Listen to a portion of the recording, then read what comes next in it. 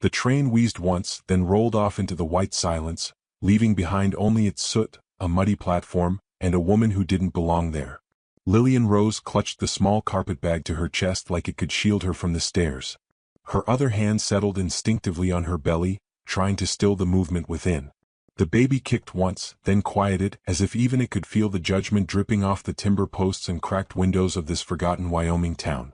The station master didn't speak to her. Didn't even offer a nod. She stood alone beneath the faded Jackson's Pass sign, eyes darting from horse carts to saloon doors to the single-window post office. Every man who passed her looked once, then looked away. The women glanced, whispered, kept walking. Her eyes landed on a folded letter in her pocket. Crumpled. The edges worn from worry. It was supposed to be simple. She'd answered an ad. A man named Burl Kinney needed a wife. He knew her condition. Promised a place, protection, even kindness. But there was no one waiting at the station. Not a man. Not a horse. Not even a note. The platform creaked behind her. She turned sharply, breath held, but it was only a delivery boy dragging a crate of potatoes. He whistled, slowed down as he passed, then sped up again when she met his gaze. The wind picked up. Not sharp, not screaming, but steady and biting, like it knew how to wear you down. Lillian pulled her coat tighter around her shoulders, felt her legs starting to shake. Her shoes were too thin. Her stomach too hollow. Then she saw him. He stood across the street, one boot planted on the porch rail of a hardware store. A hat shaded most of his face. Dust covered his coat, and a small sack of grain sat by his foot. He wasn't looking at her exactly, but not looking either. Lillian turned away quickly. Shame flared. She hadn't come here to be stared at like some orphan on a doorstep. She came to be chosen. Taken in. Given a second chance. 10 more minutes passed. Then 20. Her throat burned. The tears came uninvited. Not loud. Just the kind that snuck out when your pride was done arguing with your heart. She sat on the edge of the wooden bench, hands trembling, jaw clenched. She was so tired. So damn tired of running. Then boots clicked onto the platform behind her. Heavy. Deliberate. Not drunk or hasty, just sure. She looked up. It was him. He didn't speak right away. Just looked down at her, eyes unreadable under the brim of his hat. She took in his face, lined, weathered, the kind that had lost more than it ever gained. There was something quiet in him. Not soft. Not gentle. Just quiet. You waiting on someone? He asked. His voice was low. Rough like stone but not unkind. She hesitated. I was. You kin to anyone here? No. You got somewhere to go? She looked down. No. He nodded once. Then offered his hand. She stared at it. You don't even know me. I don't need to, he replied. She blinked. Why are you helping me? He paused. Looked out toward the hills. You look like someone who's been left enough. The words cracked something open in her chest. She took his hand. The grip was steady. Warm. He didn't ask questions as he led her off the platform. Just nodded toward a battered wagon hitched beside the post office. They rode in silence. Dust rose behind the wheels as the town faded into brush and snow-bitten fence posts. The horizon stretched out, blue and cold and unwelcoming. But the wagon seat was warm and the silence was better than the noise of being judged. After a long while he spoke again. Name's Levi. She hesitated, then replied. Lillian. Lillian Rose. He nodded, eyes fixed on the trail. You got a child coming? She stiffened. Is that a problem? No, he said simply. Just means you won't be alone. She didn't know what to say to that. They passed through a wooden gate flanked by 2 rusting lanterns. Beyond it, a house stood against the wind, a large timber structure with fading green shutters, smoke curling gently from the chimney.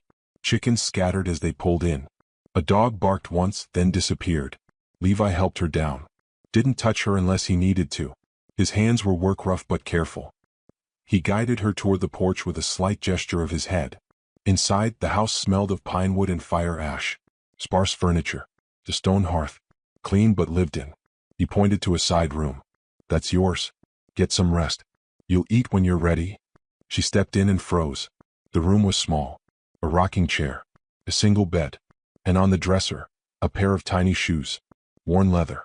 Carefully placed. Her breath caught. She didn't touch them. That night, over stew and cornbread, he told her about the house. Said it was built 10 years back. Said it held more silence than most churches. She wanted to ask about the shoes, about the name carved into the doorframe, Eliza just faint enough to almost miss, but she didn't. He didn't offer and she didn't press. They weren't friends. Not yet. But something passed between them. Rosebe not trust but not suspicion either. The fire popped. She looked across the table. I'm not staying long. Just until the snow lifts. He nodded. You can leave when you're ready. Pause. But you don't have to. She didn't respond. Just stared into the fire and wrapped her arms tighter around her belly. Later, when the house was dark and Levi's boots had stopped creaking across the floors, Lillian sat by the window and watched snow begin to fall. Slow and silent. Like it wasn't trying to prove anything. Just exist. Her eyes drifted again to the baby shoes. And for the first time in weeks she wondered if Rosebe, just Rosebe, this was the beginning of something that didn't end in goodbye. The sun rose late and slow over Levi Coulter's ranch, casting long, tired shadows across the snow-crusted ground. Inside the house, the warmth of the fire couldn't quite chase off the quiet that clung to every wall like dust no one dared disturb. Lillian Rose sat on the edge of the bed in her borrowed room, boots off, dress wrinkled, hands settled over her belly. Her sleep had been shallow, broken by wind and memory. Dreams had dragged her back to a locked bedroom in Missouri, to a preacher's voice that cracked when he cast her out, to a night of desperation with a silver-tongued traveler who disappeared by dawn.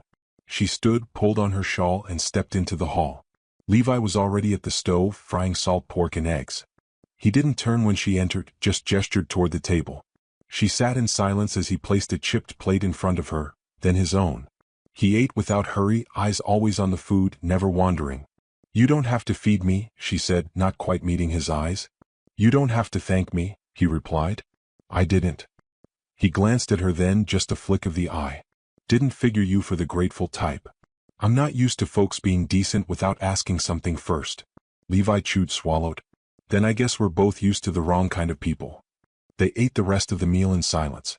Not hostile, just careful. Lillian tried to help with the dishes. He waved her off. You need rest. I need to earn my keep. You need to not fall over. Her hands tightened on the edge of the counter. I'm not broken. I never said you were. Then don't treat me like I am. Levi turned, finally looking her full in the face. Then don't look at everything like it's a fight. That silenced her. He walked out to the barn without another word. Lillian spent the morning wandering the edge of the property. A chicken coop sat half-collapsed by the fence line.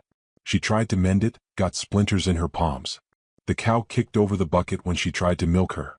The dog, a lean mutt named Dusty, followed her everywhere but barked when she touched his food bowl. Nothing came easy. At noon, she brought a small log inside and tried to light the fire.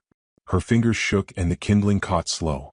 When she finally got it going, she sat cross-legged on the floor and stared at the flames. There were photos on the mantel. Not many. One showed a young woman with gentle eyes holding a newborn in her lap. Both wore matching smiles, faint and full of something Lillian couldn't name. She reached for the frame, then froze. Behind her, Levi stood in the doorway watching. She pulled her hand back. That's Eliza, he said. My wife. Lillian nodded. And the baby? James. Didn't make it through his first winter. Lillian looked away. I'm sorry. He walked past her, took down the photo, and placed it back on the mantel as if resetting a sacred thing. I built this place for them, he said softly. Now it just holds tools and ghosts. There was no anger in his voice. No sharp edges. Just the weight of someone who'd spoken too little for too long. Lillian rose slowly. You think I'm one of them, another ghost?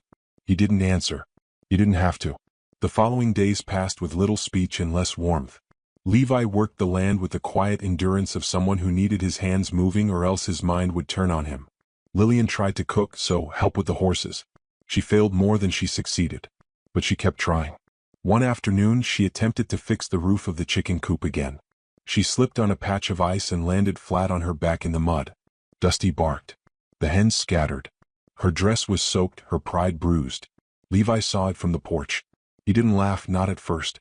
But when she stood, hair stuck to her face, curses flying from her mouth like fireworks, he chuckled. Just once. Short, deep. Lillian stared at him, stunned. Something funny? She snapped.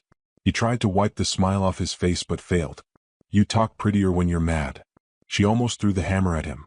I liked you better when you didn't speak. That's mutual, he said, still smiling. Later that night, she placed a cracked mug of tea in front of him by the fire. No words passed between them. But the silence had softened. Not warm. Not safe. But softer. The next morning a package came from town. Levi brought it in, brown paper, string-tied. He placed it on the table, left without explanation. Lillian opened it to find new boots. Sturdy ones. Warm lining. Her size. She stared at them for a long while. That night she cleaned the boots, lined them by the door. When she passed Levi in the hall, she stopped. "Thank you." He tipped his hat. The shift was small, but it held. Spring edged its way into the cold. Trees budded reluctantly. The land groaned under the weight of melting snow. Then one evening, as Lillian peeled potatoes, the front door slammed open. Levi stepped inside, face grim. "You expecting company?" he asked. "No." He set his rifle by the door. "Then we've got a problem." Behind him, a rider approached, a man with a crooked grin and whiskey eyes. "Bro Kinney." Lillian's breath caught. Her hand dropped the knife. "He's the one who placed the ad," she whispered. "I figured," Levi muttered. "Stay inside." She stepped toward the window, peeking through the curtain. Kinney dismounted, swaggered to the porch, and pounded on the door with a fist wrapped in cracked leather. "Coulter. Open up." Levi opened it slowly, stood tall. Kinney grinned. Well. Looks like you found yourself a ready-made family." "She's not yours," Levi said flatly. "She answered my ad. You think you can steal another man's wife? She never was yours.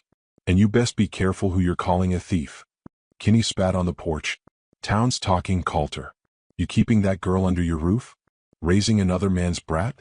You'll be the joke of the valley by spring." Levi stepped forward. "You done?" Kinney's grin faltered. "This ain't over. It is for you." The door shut with finality. Outside, hoofbeats retreated. Lillian stood by the hearth, arms wrapped around herself. "He'll come back." Levi nodded. "Let him. He'll find I don't rattle easy." That night she couldn't sleep. Something cold had settled under her skin. Not fear exactly, more like memory circling her ribs like a wolf. She rose, stepped onto the porch. The moon hung low, painting everything in silver. Levi sat on the steps, coat draped over his shoulders, rifle across his lap. She sat beside him. "I've been run out of 3 towns," she said quietly. "Told I was a sinner. A liar. A mistake." He didn't look at her. Just said, "They were wrong." "Why are you kind to me?" He paused, long and thoughtful. "Because you're still standing," he said. "Even after everything. That's worth something." She stared at him, searching. "You think I belong here?" "I think you're trying. That's more than most." They sat there until the sky began to pale. She didn't say thank you. She didn't have to. The next few days passed like a storm on the horizon, quiet, but charged with something you couldn't name until it broke over you. Lillian began each morning before dawn. She swept, cooked, tended the hens, and rubbed ointment into the sore spots on Dusty's paws. She walked slower now. The baby pressed heavy against her ribs, and the kicks were stronger, urgent, like the little one knew the world wasn't waiting. But Lillian moved with purpose. Each task steadied her, made her feel less like a burden and more like someone shaping a new life. Levi watched, mostly from a distance. He still rose before the sun, still fed the horses before speaking a word. But his silences had shifted. They no longer felt like walls. More like pauses, carefully placed spaces in a growing story. One morning, Lillian stepped onto the porch and found a sack of flour and a wrapped parcel of bacon sitting by the door. "No note," she muttered. Levi stepped beside her, jaw clenched. "That's a message." She frowned. Who would leave food? Not someone friendly. It means they've been close. Close enough to see you, Rosebe, even close enough to hear us. Could be Kinney. Could be one of his drunk friends trying to start trouble. Her heart beat faster. "We should tell the sheriff." "We will." But out here, the sheriff's horse walks slower than a bullet. That afternoon, she found the dog barking at something in the trees. A shape darted off through the brush, too large to be a deer, too upright to be anything innocent. Levi followed it into the woods, rifle in hand. Came back an hour later with nothing but fresh boot tracks and anger simmering in his eyes. Lillian stood at the sink, scrubbing a pot until her knuckles turned red. "They want me gone," she said, low and firm. "They want you scared," he corrected. "Well, it's working." Levi didn't reply. He placed his hat on the peg, sat by the fire, and stared into the flames until the room was dark. Later that night, Lillian tried to leave. She packed a small satchel, just the essentials. A jar of beans. One change of clothes. Her mother's locket. She wrote Levi a note on a torn scrap of ledger paper. Thank you for everything. But I won't bring more trouble to your door. I'm sorry. Lillian. She made it as far as the creek before she heard hooves behind her. Slow. Purposeful. I told you I ain't easy to shake, Levi called from behind. She didn't turn. Go home. No. You think I belong here because I'm useful? I'm not. I'm just a problem someone else didn't want to solve. He dismounted, boots crunching through frost-crusted weeds. I don't think you're a problem. You don't know me. I've seen you stitch a hen's leg with shaking hands. I've seen you spit fire and then cry in silence so no one hears. I've seen you try. That's more than most folks ever do. She turned to him then. You're not afraid of Kinney, are you? No, he said. I've buried fear before. She looked down. I can't bury anything else. He stepped forward, gently took her satchel and slung it over his shoulder. You coming back or do I have to carry you? She almost smiled. Almost. They walked back together. No words, just breath in the cold and steps crunching through the dark. 2 nights later, Levi saw the smoke before he heard the shot. The barn was on fire. Flames cracked through the roof, spitting embers into the sky like a second sunset. Dusty barked madly. The horses screamed. Lillian ran out barefoot, clutching her belly, eyes wide. Levi shoved her back toward the house. Stay inside. He grabbed the pump bucket and sprinted to the barn, but it was useless, too far gone. He pulled the horses out, coughing, arms shielding his face. One mare kicked, but he got her free. The heat melted part of the rain barrel and singed his coat sleeve, but the house was safe. The fire took the barn, the tools, and 2 months' feed. After it died down, they stood staring at the black remains. Ash floated through the air like snow. Lillian stood beside him, silent. He didn't curse. Didn't say a word. Just stared like he could will the damage into reversing. They won't stop, she whispered. No, he said. They won't. The next day, Levi rode into town. He didn't shave, didn't change his clothes. Walked straight into the saloon where Kinney usually wasted his coin and blood. He found him at the far table, drunk and laughing, a woman on his lap and 2 ranch hands beside him. Levi didn't speak. Just walked up and slapped a folded piece of paper on the table. Kinney looked at it, bleary-eyed. What's this? He slurred. A chance. Kinney opened the paper. It read, You have until sundown to ride away, or I'll put you in the ground. The room went dead silent. Kinney laughed. You got some nerve? Levi punched him so hard the man flew back against the wall. Chairs scraped. Bottles crashed. The ranch hands rose, drawing iron. Levi didn't flinch. He stood between them and the door like a damn wall. One hand twitched toward a holster. Levi was faster. One shot hit the table leg. Another splintered the shelf behind them. The 2 men froze. Kinney stayed down. Levi holstered his pistol and turned. Sundown, he repeated and walked out. Back at the ranch, Lillian paced the porch. You started a war, she said when he returned. I ended a warning. They'll come. He nodded. They might. She stepped closer. And if they kill you? I won't let them. The next day, she found him cleaning his rifle with more care than she'd ever seen. He paused when she entered. Don't worry, he said. I'm not planning on dying. She sat beside him. Then don't face them alone. You planning to shoot too? She lifted the small pistol from the drawer. If I have to. He blinked. I'm not who I was, she said quietly. You gave me a chance to be something better. I'm not wasting that. Dawn broke cold and blue. No one came. Not at sunup. Not at noon. But just before dusk, 3 riders crested the hill. Kinney, one of the ranch hands, and a 3rd man with a scar down his cheek. They stopped at the gate. Lillian stood at the window, heart hammering. Levi stepped onto the porch, rifle resting easy in his arms. You came, he said flatly. Kinney spat. You made a mistake, Coulter. I didn't shoot you when I had the chance. That was the mistake. Scarface nudged his horse forward. We ain't here to talk. No, Levi said. You're here to find out how hard silence can hit back. The moment held. Cool. So. Then a click from the window behind Levi, Lillian's pistol, cocked and aimed. Kinney blinked. You brought her to a gunfight? He asked. Levi smiled, slow and thin. No. She brought herself. Scarface reached for his rifle. Lillian fired. The shot missed, but it was close enough to make the man curse and drop his weapon. Dusty leapt the fence, barking like hell. Levi raised his rifle, and no one doubted he'd hit what he aimed for. Kinney backed his horse up. You win this time. You get one time, Levi said. Use it well. The men turned and rode off, fading into dust. Lillian exhaled for what felt like the first time all day. Levi stepped inside, placed his rifle back in the corner. "Why didn't you stop me?" she asked. "Because I've never seen someone fight for themselves that hard." She stood still, breathing heavy. "I was scared." "So was I." She laughed once, breathless and tired.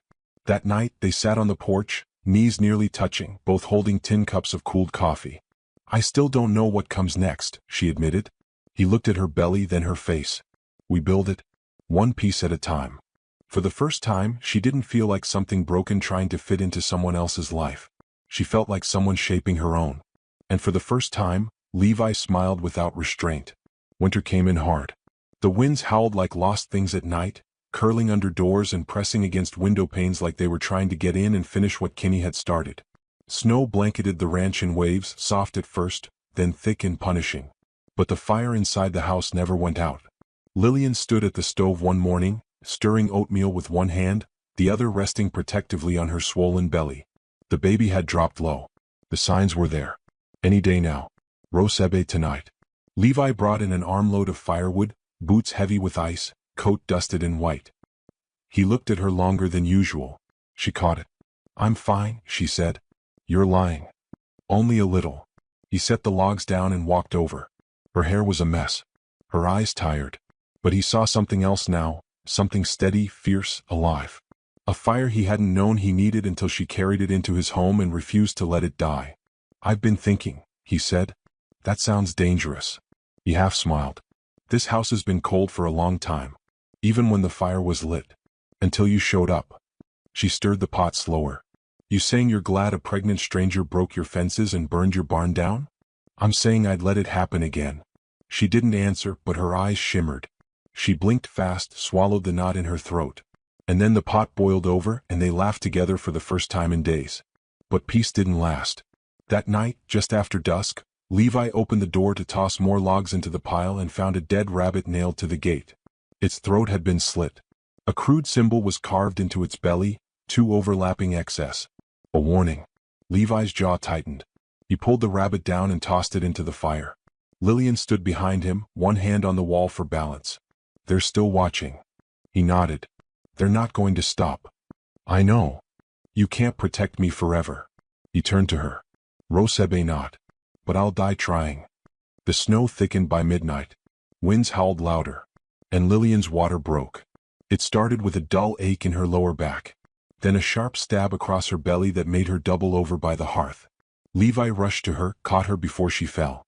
She gripped his coat with white knuckles, face pale. "It's happening," she gasped. "It's time." He helped her to the bed, moved with a swiftness he hadn't known he still possessed. Laid out towels. Boiled water. Checked the pistol. Then returned to her side.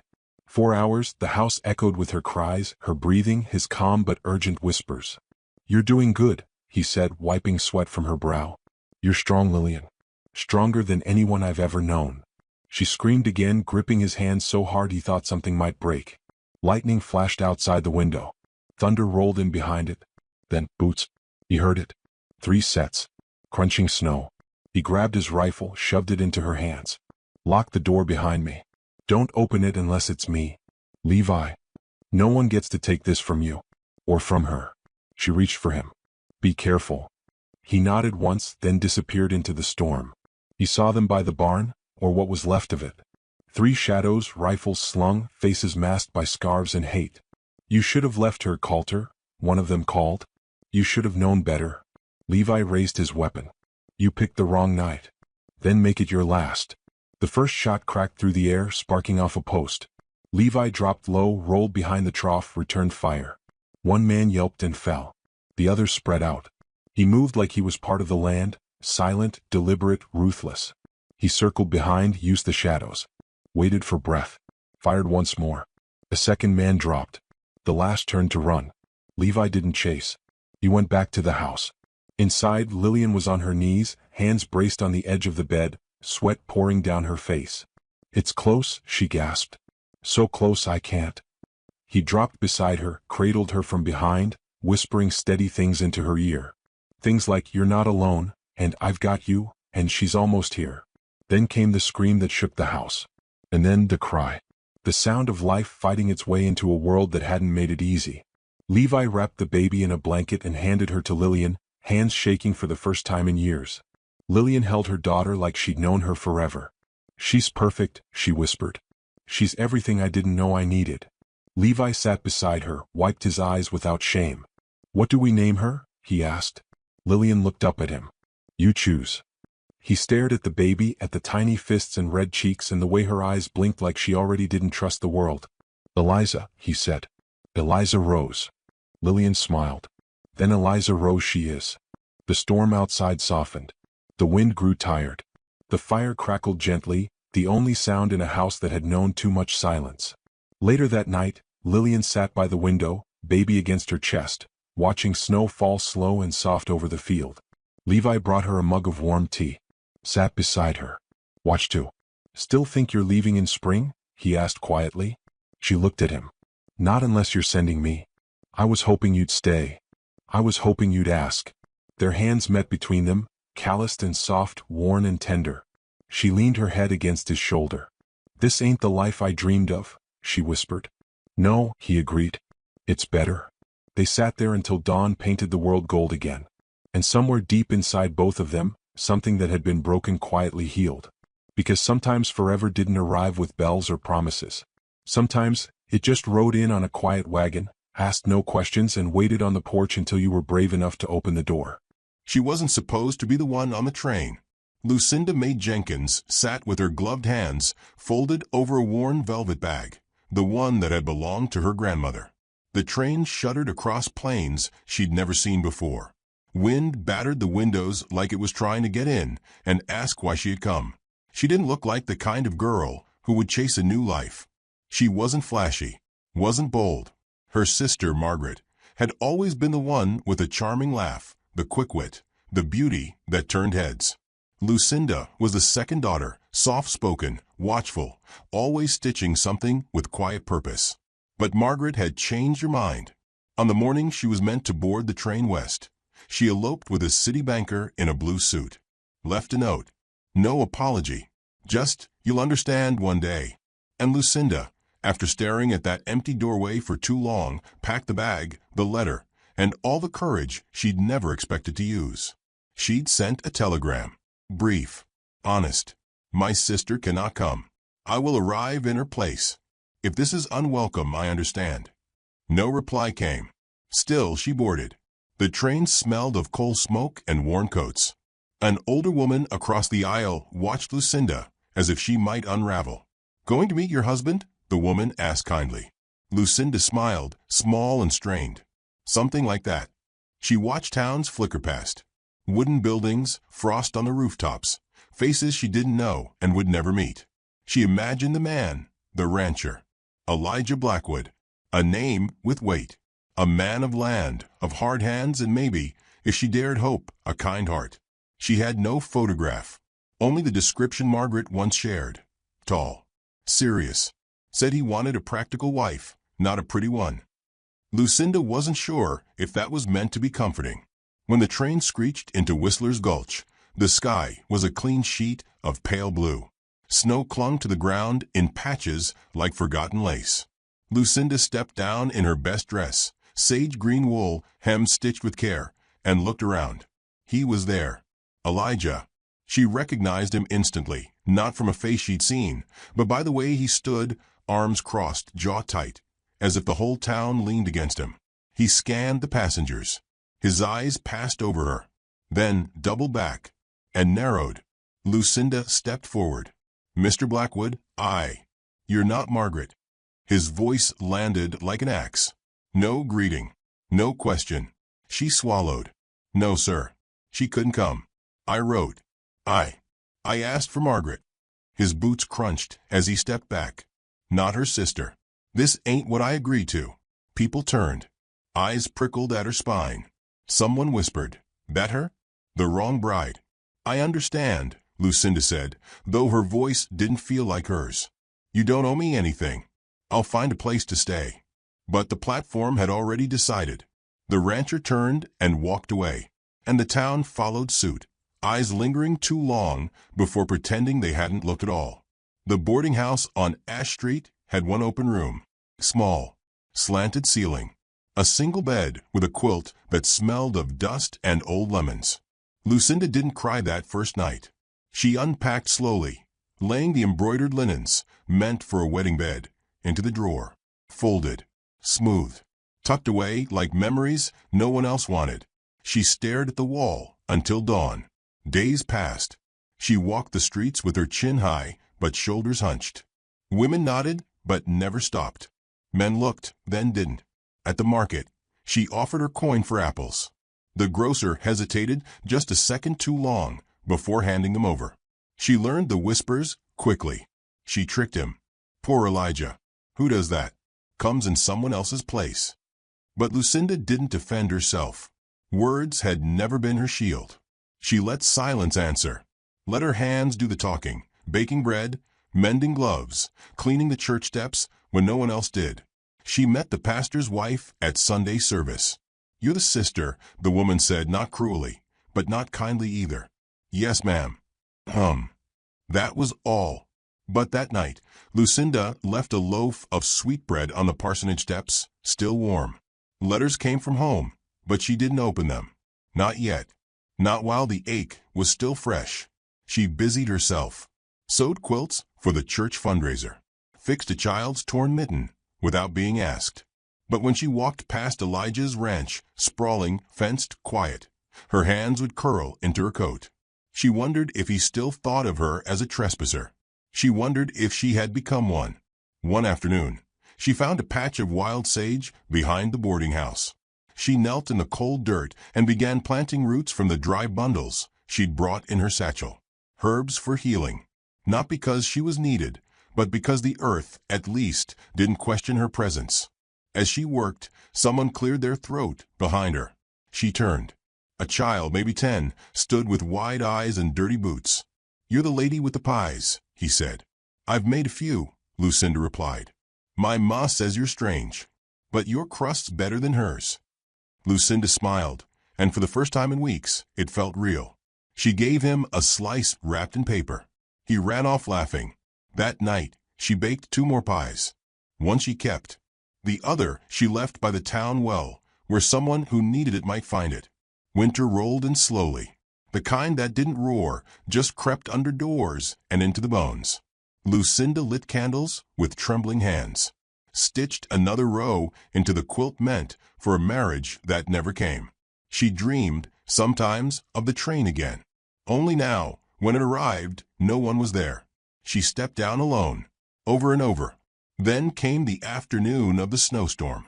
She had gone out to collect kindling, but slipped on ice near the alley behind the general store. Boots stopped beside her. "Miss Jenkins." She looked up. Elijah. He offered no hand. Just looked at her like someone studying a problem that wouldn't solve. "You all right?" "I will be." A beat. "Then, I didn't mean to shame you." Lucinda stood, brushed her skirt. "You were honest." The rest followed their own will. He nodded. Another beat. Then he turned and left again. She watched his back disappear down the street and wondered which was heavier, being rejected or being remembered only as a mistake. That night, as wind howled against her shutters, she wrote a letter. Not to Elijah, not to her sister, to herself. "You are not a substitute. You are not an accident. You came because no one else would, and that matters more than they know." She folded it, tucked it beneath her pillow, slept soundly for the first time in months. And in the morning, she lit the stove, baked bread, mended 3 coats. Then she stepped into the town square, her shawl pinned with a brooch she hadn't worn before. She didn't walk like someone hoping to be seen. She walked like someone who'd already found something worth holding, even if the world hadn't noticed it yet. The stove ran cold some mornings. Lucinda would sit at the edge of the bed, fingers stiff, watching her breath cloud in the pale light that crept through cracked windows. The boarding house had its own kind of silence, not comforting, not cruel, just indifferent. The land outside offered no welcome. The snow had turned to brittle crusts of ice. Wind pushed against doors like it wanted to remind her she didn't belong. She rose anyway. Every morning. First the bread, then the mending, Then the hours spent with her hands. Occupied, because hands that worked left no room for the mind to spiral down old regrets. No one came knocking. No one said her name out loud in church. But they spoke of her. In shop corners. At water pumps. Between hymns. She's the one who came uninvited. Supposed to be the sister. The pretty one. He didn't even take her coat. Their words didn't wound. Not exactly. They echoed. Like a draft she couldn't find the source of, slipping in through cracks, and making the whole place feel colder. Still, she showed up. She brought pie to the widow Mathers, who had broken her hip, left a jar of salve on the step of the blacksmith's wife, who'd burned her hand. She repaired 2 quilts for the pastor's newborn niece, and refused payment both times. No one thanked her in public. But when the parson's wife next saw her in the general store, she gave a tight nod. Just once. It was the beginning. At night, Lucinda boiled water with dried lavender, pressed warm cloths to her aching feet, and told herself, "You did enough today. You don't need to be adored." A month passed. Whispers persisted, but softened. Her presence, once a scandal, became a curiosity. People still looked, but not always with disdain. Sometimes with hesitation. Sometimes, rarely, with a flicker of something like respect. It changed the morning she stood outside in the wind, arms cradling a basket of unsold bread. A dog barked. Horses shifted near the hitching post.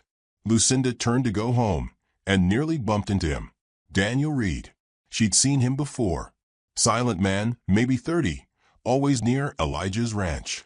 Wore sorrow like a second skin, but not in the way that demanded attention.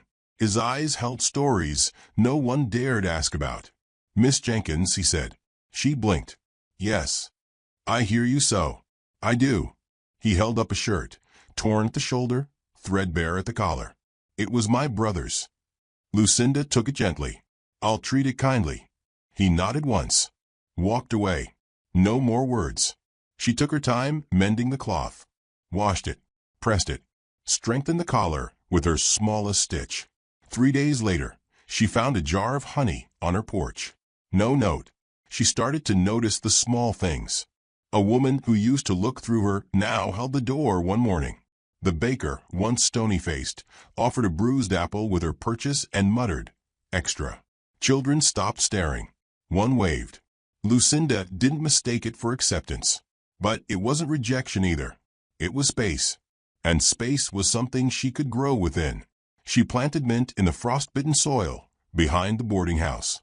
Wrapped her fingers in cloth to keep them warm while she dug. Daniel passed by once with his horse. He slowed, said nothing, but tipped his hat. She nodded back. And when she left 2 biscuits wrapped in a napkin on his fence post the next morning, he didn't mention it. But the napkin came back, folded, cleaned, and pressed. 3 days later. Some nights she heard music from town dances, laughter drifting through the street like perfume she couldn't afford to wear. She didn't go, not because she wasn't invited, but because it didn't call to her yet. Instead, she lit her oil lamp and read the one book she owned. Poetry by candlelight, the flicker catching the gold edges of the pages. Then one day, another book appeared on her porch. Wuthering Heights. No name, just a leaf tucked inside. She smiled and pressed her palm to the cover. Rain came suddenly that week. Thunder without warning. She stood on her porch, holding the quilt she'd spent weeks mending, and cursed herself for not checking the sky. Daniel appeared from nowhere. "You'll catch cold." She opened her mouth to reply, but he took the quilt from her arms, draped it over his own shoulder, and said, "I'll help." They ran to the shed behind the church, water pelting their backs, laughing. Or maybe it was just breath catching in their throats that sounded like laughter. Inside the dry dark, they stood still. "I used to think you were fragile," he said. Lucinda looked up at him. "You're not." She didn't know what to say, so she said thank you. He nodded. "Not sure anyone's told you that yet." "No one has." He left soon after, but not before hanging the quilt to dry with care. Weeks passed. She learned his schedule. He brought her broken things. Boots with worn soles. Buttons missing from sleeves. Always handed over quietly, as if asking for help was a private language only she knew how to read. And once, he brought her a handkerchief, old and fraying. "It belonged to my mother," he said. "I'll mend it carefully." "I know." Their hands brushed. Just once. The next day, she left bread on his porch. This time, she added a note. "The crust might be hard, but the heart is soft." He never spoke of it, but every time he saw her after that, he smiled. Just barely. Just enough. One morning, the town awoke to find the blacksmith's shop ablaze. Lucinda joined the bucket line, without hesitation. Skirt soaked, arms aching. She passed water hand to hand, didn't stop even when her fingers turned raw. Later, as smoke curled into the sky, the blacksmith's wife embraced her, cried into her shoulder. No one whispered about Lucinda that day. They just said she helped. The next Sunday, someone saved her a seat in the pew. Spring whispered in early. The herbs sprouted faster. Bees returned. A child placed a daisy in Lucinda's braid during a market morning. When she looked across the street, Daniel was watching. He didn't look away. One afternoon, he knocked on her door, held up a small wooden box. "Found this in the attic," he said. "Didn't know what to do with it, but it feels like something you'd make bloom." She opened it. Inside, packets of seeds. Basil, thyme, lavender, marigold. "They'll need light," he added, rubbing the back of his neck. "I have a window," she said. He nodded. Then, softly, "And I'll be around if you need help with the soil." She smiled. "I'll need it." That night, she stitched a new shawl. Pale blue, lined with soft thread, tiny flowers embroidered near the collar. She wore it to the general store. Didn't explain it to anyone. Just wore it like a flag she no longer had to wave. People nodded. Some smiled. And when she left, someone called after her. Lucinda. Just that. Her name. Not her sister's. Not the girl who came instead. Just Lucinda. She returned home to find a new book on her doorstep. This one wrapped in cloth. No note. But she didn't need one. She sat at her window, watching dusk fall. Smoke curled from the town's chimneys. Children's laughter echoed down the hill.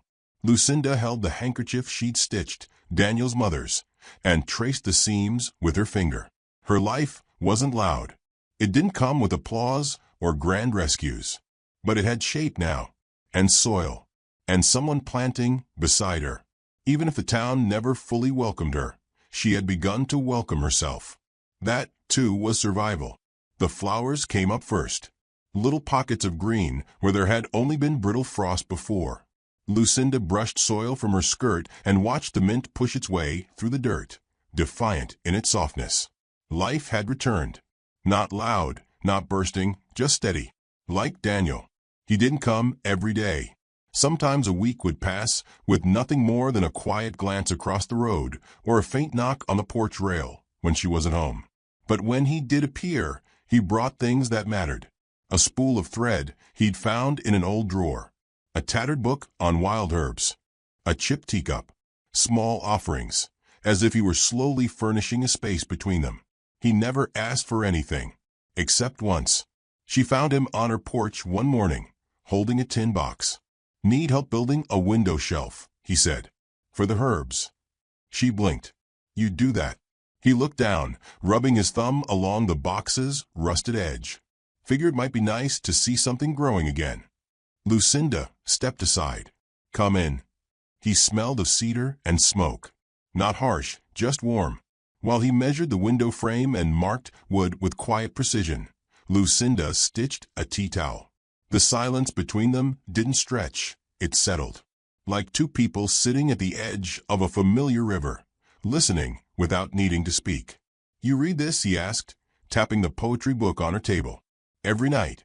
He nodded once. "It's got a sadness to it, but not the kind that breaks you. More like it knows." She looked up. "I think the writer must have been lonely once." "Aren't we all?" he said, soft as dust. The shelf was finished by afternoon. Daniel dusted off his hands, took a step back. She lined it with little clay pots, basil, mint, sage, and lavender, and set the teacup in the middle like a crown. "I haven't said thank you," she murmured. "You don't have to." "I want to." He didn't smile, but something behind his eyes warmed. He reached into his pocket and pulled out a single wrapped sweet. Saw these at the mercantile. Thought of you. Lucinda took it with both hands. Held it like it was delicate. I haven't had one since I was a girl, she whispered. Then you were overdue. She found herself humming more. While sewing. While walking. While sweeping the porch. Not songs she knew, just soft melodies that had waited to be born. He came back. Sometimes just to leave something at her door. A spool. A feather. A smooth stone. Other times, to sit. They shared warm bread in the cool air. Sat side by side, while the wind tickled the curtains. They read aloud once, when the rain was too loud to think. He had a slow voice. Careful. Like the words had weight, and he meant every one. She liked the way he said hope, as if it wasn't a fragile thing. One day, she showed him her letters. Not the ones she sent. The ones she never mailed. I write them when the words won't stay quiet, she said. He didn't read them. Just held the bundle gently and said, that's how I talk to my wife. Not with letters. Just in my mind. What do you say? That I still see her in sunlight. That I don't feel guilty anymore. Lucinda's breath caught. You shouldn't. I don't, he said. Not since you started growing things. She baked a peach pie that week. Crust golden, edges soft. Left it on his windowsill. With it, a note. For the man who brought spring early. He didn't reply. But the next morning, she found a carved hairpin on her porch. Oakwood, smooth, delicate, shaped like a branch with tiny etched leaves. No name. No note. Just something beautiful, left in plain sight. She wore it to church that Sunday. When she stepped into the aisle, heads turned. Not with shock. Not with gossip. With pause. Even the pastor's wife blinked twice. Daniel sat in the back pew. When she passed him, he stood. Gave her his seat. Then walked her home after service. They didn't speak much. Just walked. But at her gate, he said, that pin suits you. She smiled. So does that silence. He chuckled. Just once. Then added, I've grown fond of it. Spring poured in faster than expected. The trees dressed themselves in green. The town grew louder, lighter. Children ran barefoot through puddles. Birds stitched songs into morning. But between Lucinda and Daniel, the quiet remained. Not as emptiness, as understanding. She began saving a second cup of tea on her table each evening, just in case. Some nights he came. Other nights he didn't. But the cup stayed warm for a little while either way. He brought her a book of folk remedies once.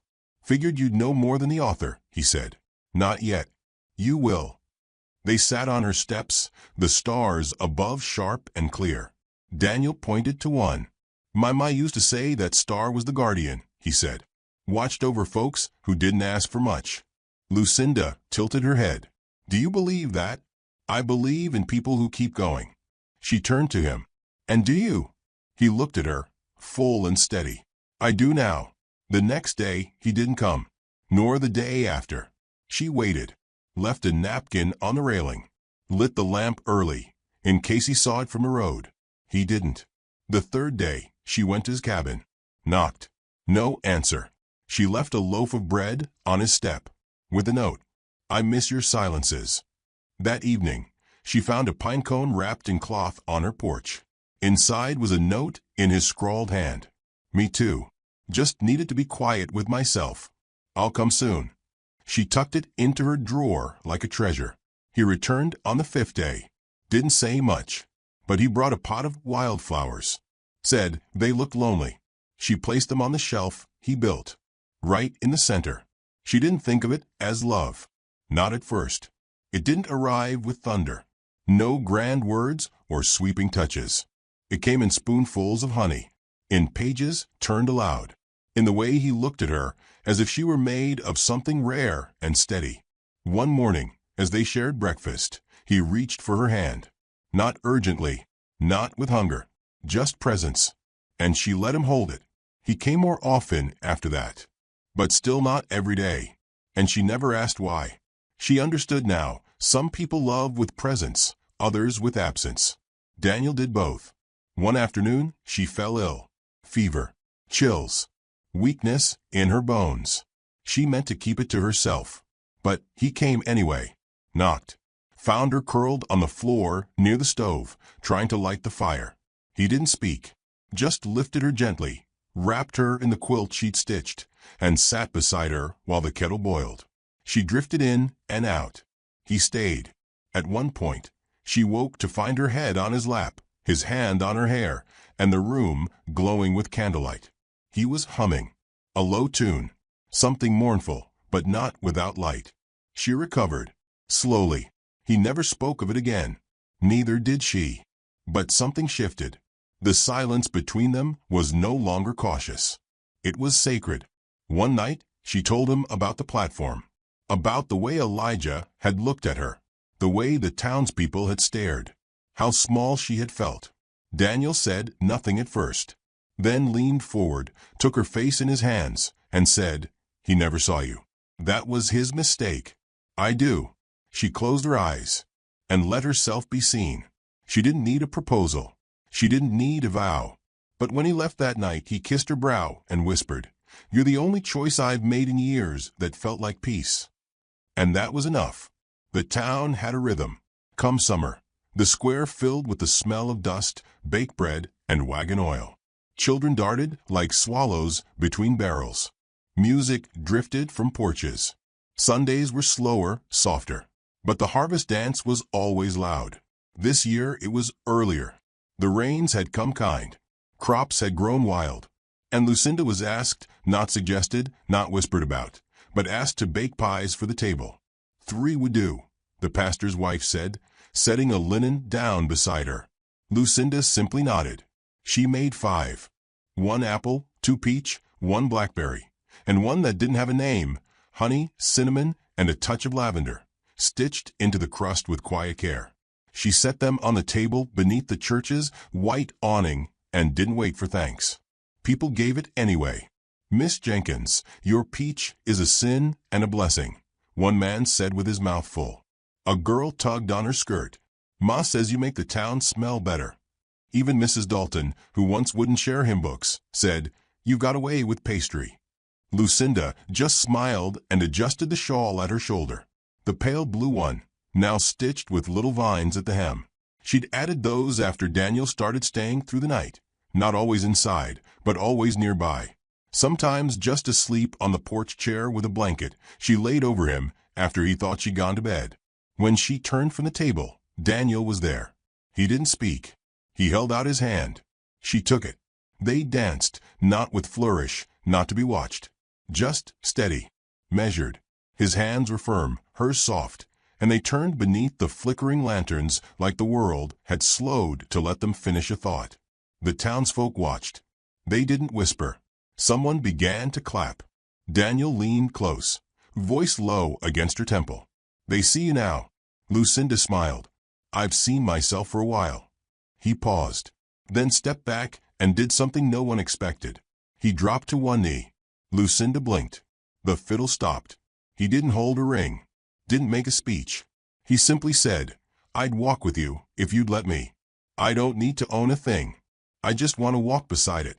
Her voice caught, not because it was sudden, but because it wasn't.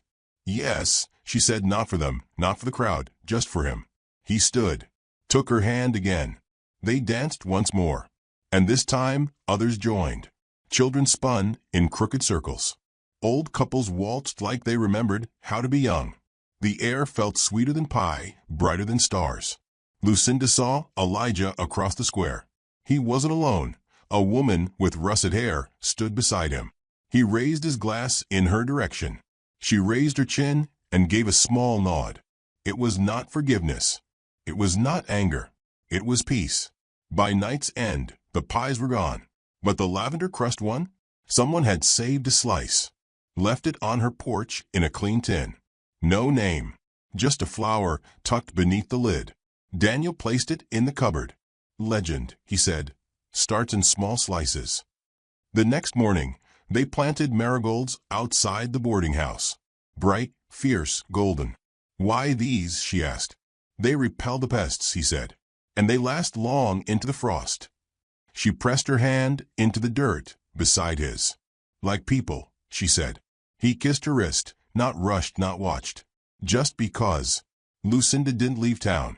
She moved 2 streets over, to a cabin with ivy creeping up the side and a rocking chair with a view of sunrise.